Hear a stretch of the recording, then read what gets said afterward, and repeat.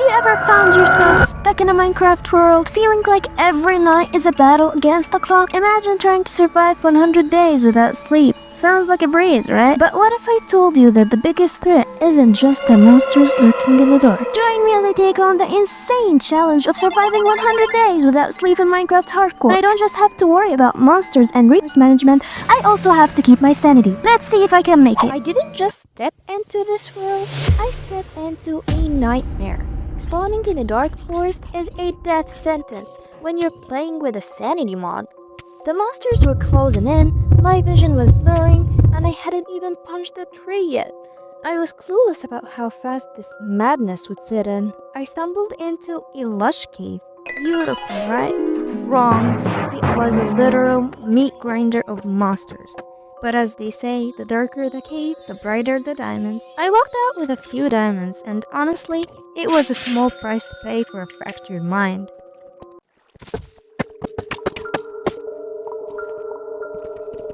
Then an army of monsters cornered me. Why did they even see me?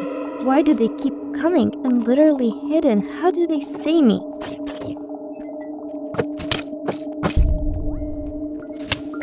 I grabbed some obsidian and ran for my life. Days 4 and 5 were the calm before the storm. I smelted some iron and caught my breath, but on day 6, the lights went out and I lost my sanity completely. Imagine being trapped deep underground, navigating total darkness. While hearing voices, I spent the next 2 days just trying to remember what sunlight felt like. To celebrate not being insane, I got some axolotls on day 9. Then I went back to being insane on a boat in the middle of the ocean.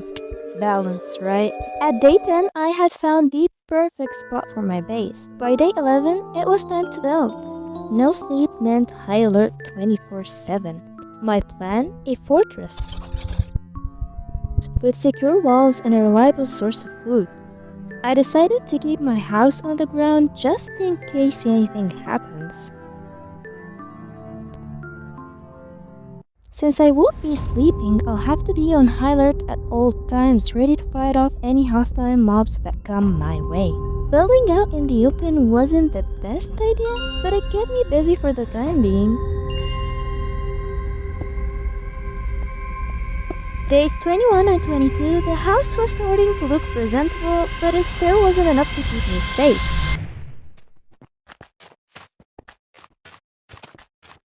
Day 23, I faced the ultimate Arctic's nightmare.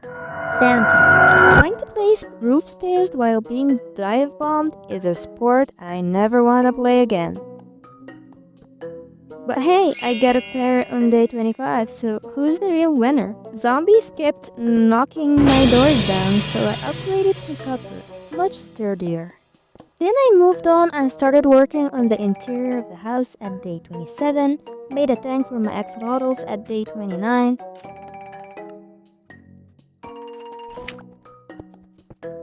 Day 30, the house was finally starting to feel cozy. At day 31, I moved my stuff inside the house, and day 32, I decided to get resources for building watchtowers, and to do that, I obviously needed snow golems. At day 33, I started digging a pit to fill with lava later on. Then I spent 6 grueling days digging a massive pit.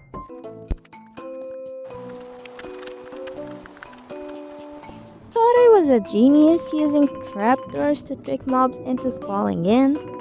I was not a genius. They didn't fall in.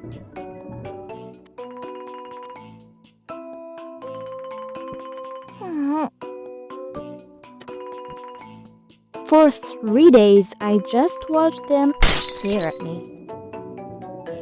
This is taking forever. For the next few days, I continued the trapdoor fiasco because I had nothing better to do with my life. Filling that pit with lava was the most satisfying thing I've ever done. Day 44, I started on the watchtowers and drafted an army of snow golems.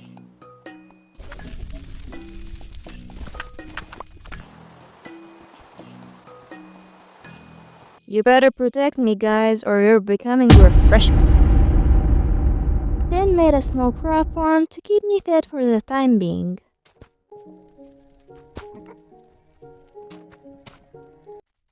Sneak attack! Time to get efficient. I'll need to manage my resources, and so I decided to set up a mob farm. Can't forget the baby. Moving on to the practical part, an enchanting room to gear up.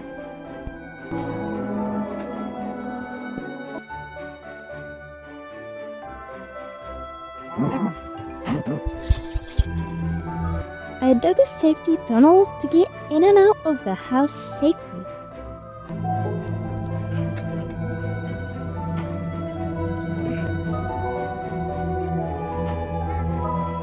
I got one more copy and now I have 3.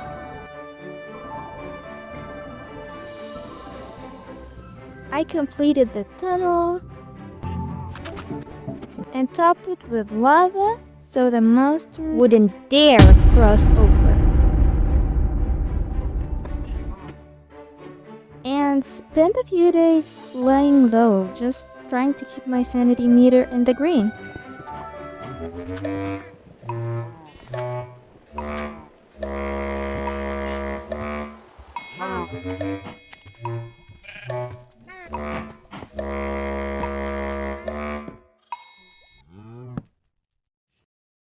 From day 66 to 70, I spent them mining and gathering resources. Pretty boring, actually.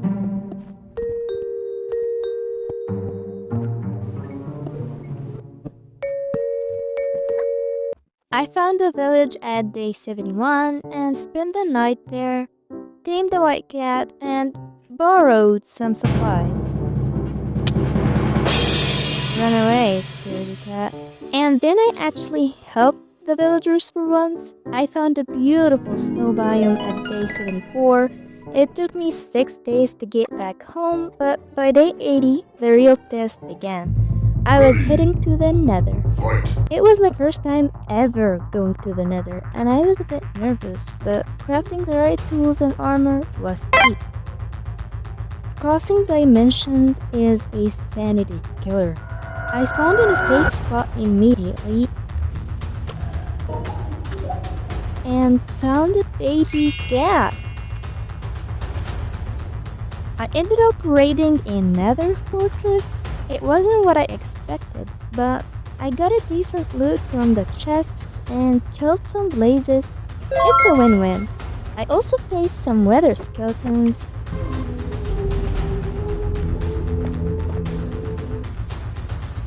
And rode a strider.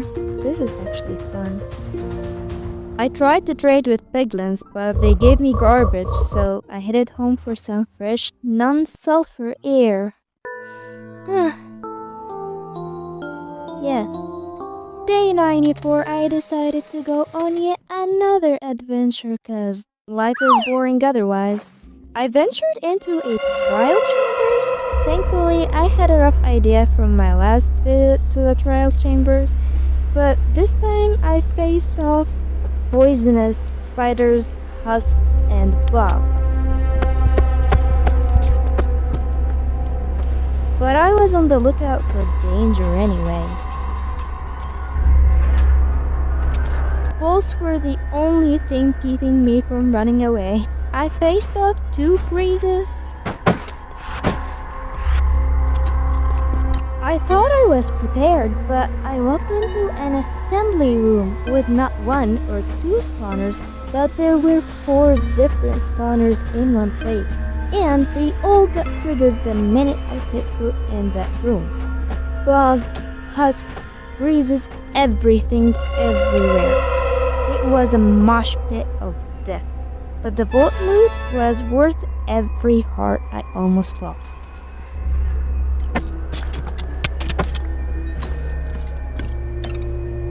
On my way back, I found a stunning amethyst geode and my new baby best friend, my gasling. Day 100, my little gasling grew up, flying circles around my fortress. I took him and went for a flight, trying to get a rough idea how birds feel.